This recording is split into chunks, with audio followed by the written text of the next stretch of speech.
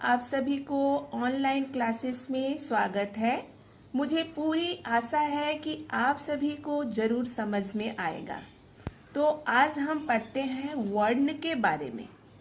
वर्ण एक अक्षर होता है, ध्वनि जिसे कहा जाता है। ध्वनि उसकी परिभाषा होती है, वह छोटी से छोटी ध्वनियों की इकाई जिसे खंडित न किया जा सके उसे वर्ण कहते हैं।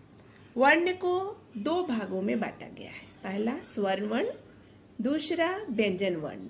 स्वर वर्ण के कुल 11 वर्ण होते हैं। अंग, अनुस्वार जैसे गंगा, चंदना। चंद्रबिंदु अनुनासिक बोला जाता है जैसे माँ, चांद। अह विसर्ग कहा जाता है जैसे निःसंदेश, निःशुल्क। स्वर के 3 भागों में बांटा गया है, ह्रस्व स्वर, दीर्घ स्वर, प्लुत स्वर। ह्रस्व स्वर जिन स्वरों को उच्चारण करने में कम समय लगता है उन्हें ह्रस्व स्वर कहते हैं। जैसे अगर हम उच्चारण करेंगे अ, ई, उ, री, मतलब हमारा मुंह कम खुल रहा है।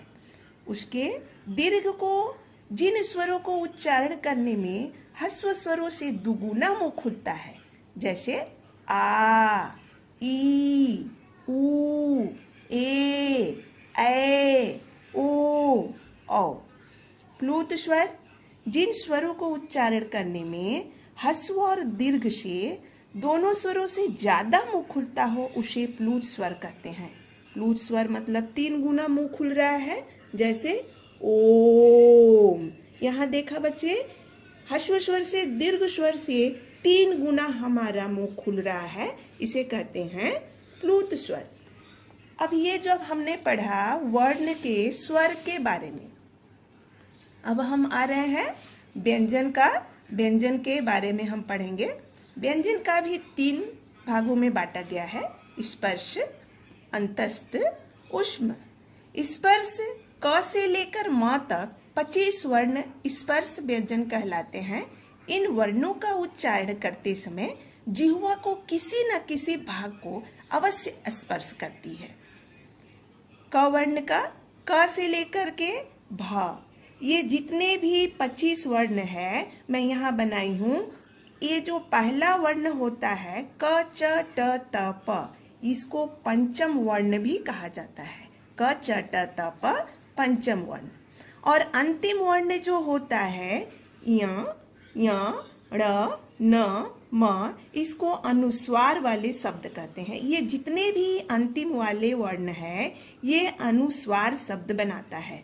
पहले मानक वर्ण में हम अंक लिखते थे, उसे अनुस्वार में परिवर्तन कर दिया गया, अंक। गंगा लिखते थे, उन्हें अनुस्वार में गंगा कर दिया गया। यह जो होता है पंचम, उसको हमने पंचम कर दिया अनुस्वार में परिवर्तन करके। इसी तरह घंटा, यहाँ भी अनुस्वार में घंटा अनुस्वार में परिवर्तन कर दिया गया। अंत, अंत में परिवर्तन कर दिया गया। म का है चंपा, यहाँ देखो अनुस्वार में कैसे परिवर्तन कर दिया गया। इन 5 वर्णों से अनुस्वार वाले शब्द बनाते हैं। अब दूसरा हम पढ़ेंगे ख। ख जो है अंतस्थ शब्द है। इन वर्णों का उच्चारण जिह्वा मुख के किसी भाग को स्पर्श करके नहीं करती है। इनकी संख्या है य, र, ल, व। अब हम तीसरा पढ़ेंगे ग, ऊष्म व्यंजन। ऊष्म व्यंजनों को उच्चारण करते समय हवा के रगड़ से एक प्रकार का ऊष्मा सी उत्पन्न होती है, जैसे श, श, श, ह। अभी बच्चों हम अंतिम में संयुक्त व्यंजन के बारे में पढ़ाएंगे। जिन वर्णों में 2 या 3 वर्णों का मेल हो उसे संयुक्त व्यंजन कहते हैं, जैसे क प्लस श, छ, त प्लस र, त्र, ज प्लस ज्ञ, य।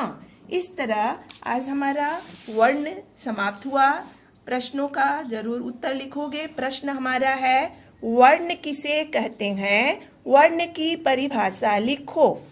वर्ण को कितने भागों में बांटा गया है उनके बारे में उदाहरण के साथ लिखो। व्यंजन वर्ण के कितने भाग होते हैं? व्यंजन वर्ण के भागों का नाम लिखो और उदाहरण देकर समझाओ। तो मुझे पूरी आशा है आप सभी जरूर हल करके प्रश्नों को भेजोगे। धन्यवाद।